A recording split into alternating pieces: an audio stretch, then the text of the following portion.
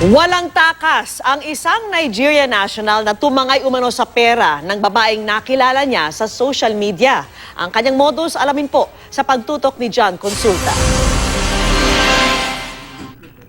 Pagpasok ng NBI agent sa hotel room na ito sa Manila, agad kinora ng suspect na si Roger Hoff, isang Nigerian na utak umano ng isang love scam.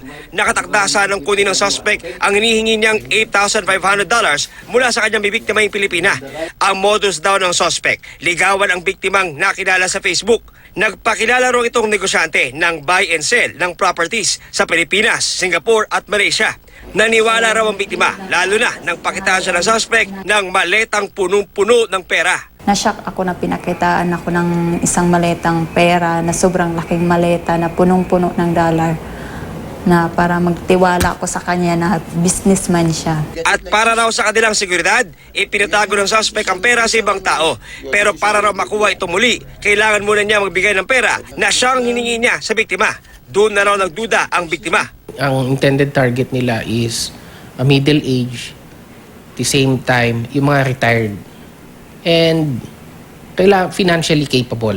Yan ang common denominator ng mga victims nila. May romantic relationship kayo. Yun ang ikakapitalize nila para ma-mold ka nila and to victimize you and to lure you into making an investment na scam na. Na-recover sa suspect ang isang peking British passport.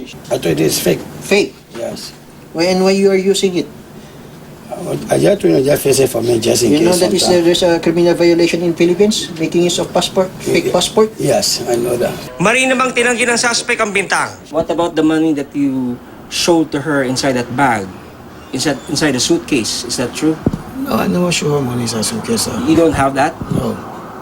So you're saying that she's lying?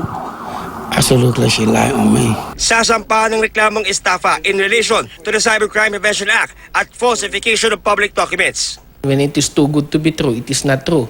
Pagka napakalaki millions of dollars ang yield ng investment mo at kailangan mo lang magbayad for the release, hindi na totoo yan. John Consulta, nakatutok, 24 oras.